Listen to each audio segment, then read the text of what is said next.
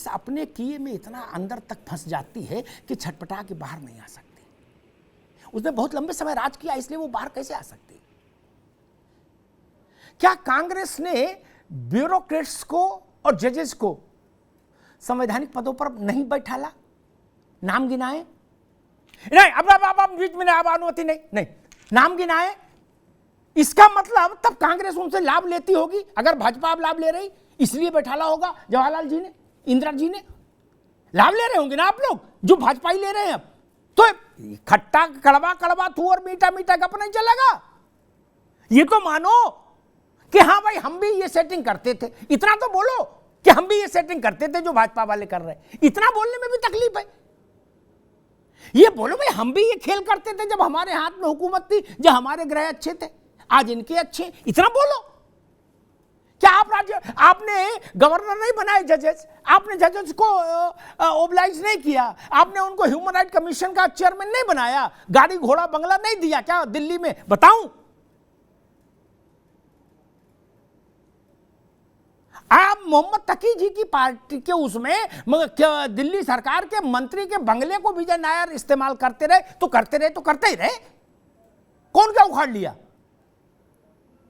इसलिए भैया सच तो मानना पड़ेगा, इससे मत भागो। मैं तो कह रहा हूं कि भाजपा भी वही कर रही है। बोल तो रहा हूं, और कोई तो बोलेगा भी नहीं डर के मारे। मैं बोल तो रहा हूं ना, लेकिन कांग्रेस ने रास्ता दिखाया कि जज को सेट करना है, ऐसे कर दो। रत्नाकर सिंह जी,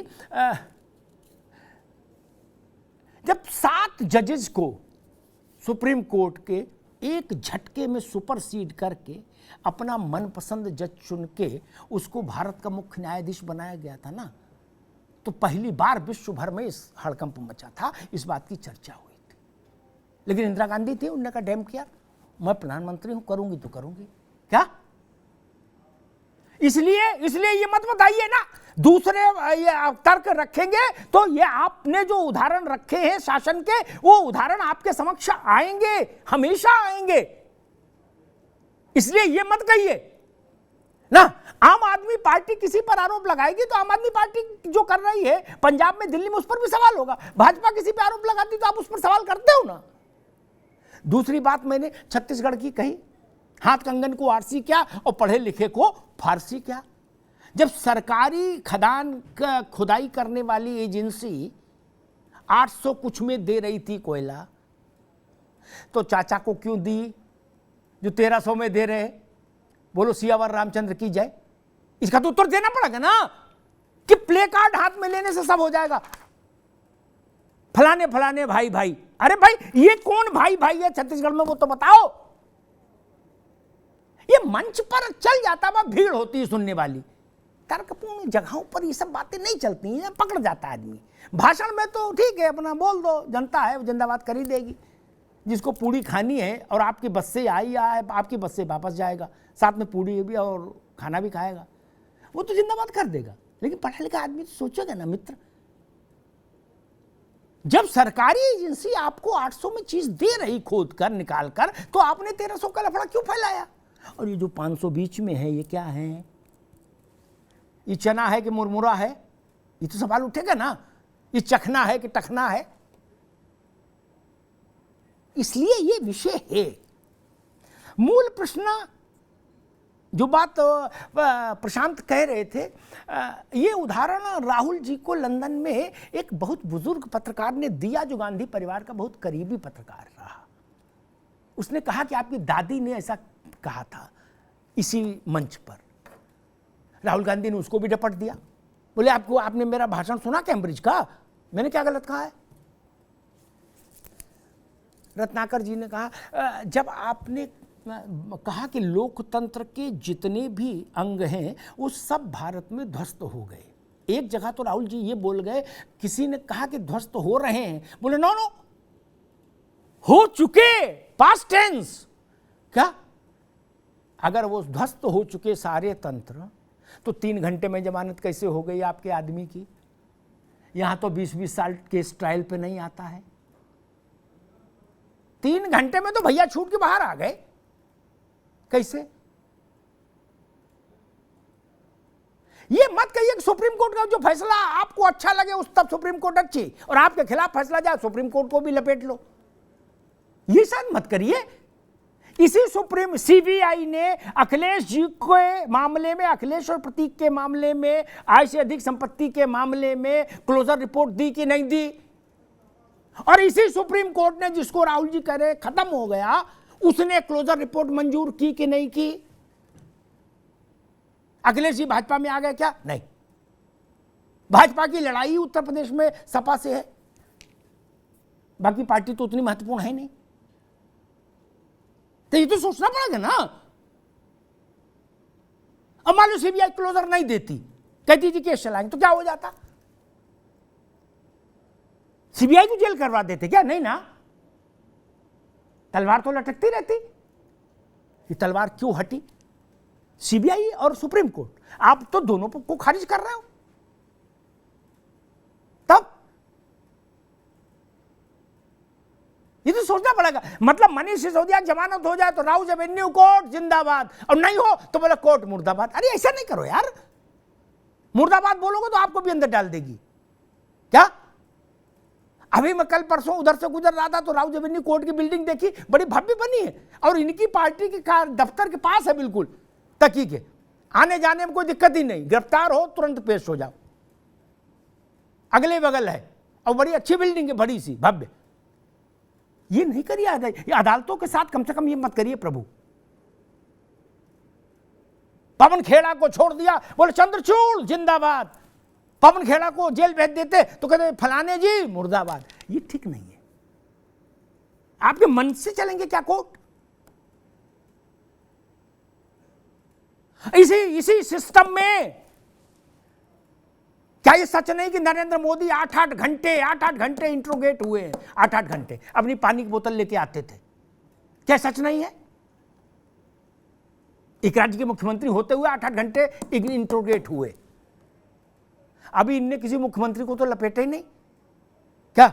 अभी तो डिप्टी तक गए हैं, वो भी दिल्ली जैसे राज्य में, जो अर्ध शक्तियों वाला राज्य है। क्या वो तो निर्वाचित चीफ मिनिस्टर था? 8-8, 10-10 घंटे इंट्रोगेट हुए हैं, और उसी रंगबाजी से एजेंसीज ने उनको इंट्रोगेट किया नरेंद्र मोदी को। इसमें क्या समस्या है? आपने राहुल गांधी को नोटिस आ गया, आपने तुरंत सारे कांग्रेस के देश भर के कार्यकर्ताओं को चिट्ठी भेजी कि सब लोग सड़कों पे उतरो। क्यों भाई सड़कों पे क्यों उतरे? मनीष सिसोदिया गिरफ्तार हो, सड़कों पे उतरो। क्यों भाई? अदालत ने आपको, किसी एजेंसी ने आपको तलब किया, तो इसमें सड़कों पर क्यों उतरेंगे? नरेंद्र मोदी जब आते थे यहां हियरिंग के, इंट्रोगेशन के लिए, तो भाजपा तो सड़कों पर नहीं उतरती थी। एक व्यवस्था है, एक शासन का काम है, होने दीजिए, क्या दिक्कत है? सांच को आंच नहीं। बोले नहीं राउज एवेन्यू कोर्ट घेरेंगे। क्यों भाई? कोर्ट मुकदमा लड़ता है, अरे चुनाव लड़ता है, जो आप उसके खिलाफ भी खड़े हो जाएंगे। इसलिए मैं कह रहा हूं, आज अखिलेश यादव के केस में जो व्यवस्था बनी है, जो निर्णय आया है, वो विपक्ष के आरोपों को कमजोर करता है। मेरी बात को अन्यथा मत लीजिएगा, सच्ची बात कह रहा हूं। क्या वही सीबीआई है मित्र, और वही सुप्रीम कोर्ट है जिसके लिए राहुल जी ने कहा कि वो दबाव में है। क्या जोशी जी, बड़ी बात है। अब बोलेंगे, आप बोलने को तो बोल सकते हैं सपा वाले, लेकिन तर्क नहीं बचेगा। अब जब आप ये कैसे बोलोगे, किस मुंह से बोलोगे कि सीबीआई भाजपा के इशारे पर काम करती है? नहीं बोल सकते ना, क्योंकि भाजपा ने इशारा दिया कि आपको राहत दे दी जाए, नहीं ना। इसलिए ये परिस्थिति है। और हां, इतना मैं जरूर कहूंगा, नेता कोई हो, किसी कालखंड का हो, ये कतई स्वीकार नहीं किया जा सकता कि भारत के मान मर्यादा, उसके संस्कार के खिलाफ आप विदेश की धरती पर जाकर कोई बात बोले। कोई नेता भारत से बड़ा नहीं, किसी नेता का कद और हैसियत भारत के बराबर नहीं हो सकती। ये बात आप यहां करो ना आके, और झूठ भी शामिल कर दिया उसमें। बोले मैं कहीं कुछ बोलता हूं, यूनिवर्सिटी में भी जाते तो मुझे गिरफ्तार कर लेती है पुलिस। झूठा है कि नहीं बात? ये 100% झूठ है कि नहीं? राहुल जी ने कहा मैं बोलता हूं पार्लियामेंट में, मेरा माइक बंद कर देते। ये सरासर झूठ है कि नहीं? अडानी वाले मसले पर मैंने उनका 45-48 मिनट भाषण सुना। कैसे सुन लिया टीवी पर अगर माइक बंद था? किसी बात करते हैं? ये झूठ प्रचार, वो भी विदेश में। यही कर लीजिए भाई मेरे। कोई नौसिखिया परिवार का हो आदमी हो, बात समझ में आती है। गांधी परिवार का उत्तराधिकारी, जवाहरलाल नेहरू की पार्टी, इंदिरा गांधी की पार्टी, उनसे 100 मतभेद हो सकते हैं लोगों के, लेकिन जो बात प्रशांत कह रहे थे वो उदाहरण कितना भावुक करने वाला है कि इंदिरा गांधी ने कहा कि इस सवाल पर बात नहीं कर सकते, यह हमारे देश का मसला है। उनके परिवार का उत्तराधिकारी कह रहा जी आओ भाई सब लोग चलो, अमेरिका, यूरोप, इंग्लैंड, सब लोग चलो। और वो करेंगे क्या? कौन सी बस पकड़ के आएंगे हिंदुस्तान और आके कौन से बस अड्डे पर उतरेंगे? क्या कर लेंगे? क्या करेंगे? भारत का लोकतंत्र, भारत का नागरिक ही उसके भाग्य का विधाता है भगवान। कोई यूरोप, कोई इंग्लैंड, कोई अमेरिका भारत के लोकतंत्र की इबारत को मैं कॉमा फुल स्टॉप भी चेंज नहीं कर सकता। वो अपना अपना घर देखें। हमने कहा ना, जब हम निर्भर थे तब भी हमने अमेरिका की दादागिरी नहीं मानी। अब तो निर्भर नहीं है किसी पर, रोटी के लिए, पैसे, कारोबार के लिए। अब तो भारत एक शक्ति है।